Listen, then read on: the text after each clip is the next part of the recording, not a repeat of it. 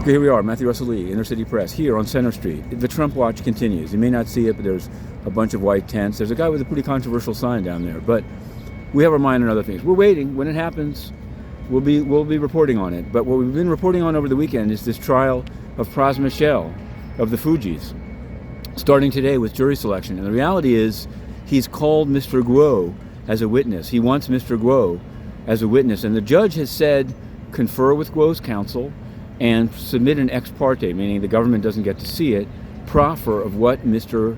Guo might say. What might he say, given that Pras Michel was, after meeting with Chinese security in the Four Seasons Hotel, lobbying to get Mr. Guo extradited to China? Well, we'll have to see. In other news, also there's an exhibit list with WhatsApp from Elliot Broidy and an interview with Steve Wynn, casino magnate. There's probably that's the Jolo connection, the Vegas, the champagne. We did a song, you can find it. But I digress.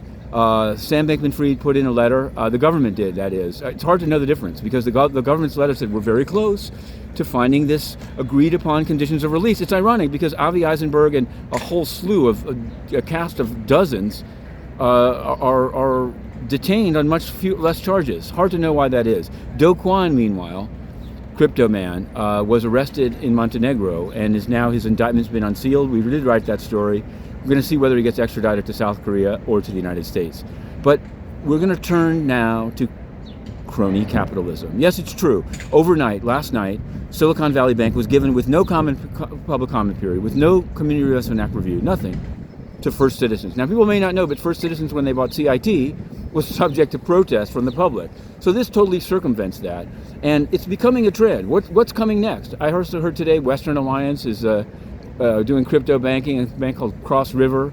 But it's not just about crypto. It's about crony capitalism. And of course, at the United Nations, even more corrupt, they banned the press for asking about Guterres' connections to what? The Chinese government, to the China Energy Fund Committee. We'll be reporting on all this and more, innercitypress.com.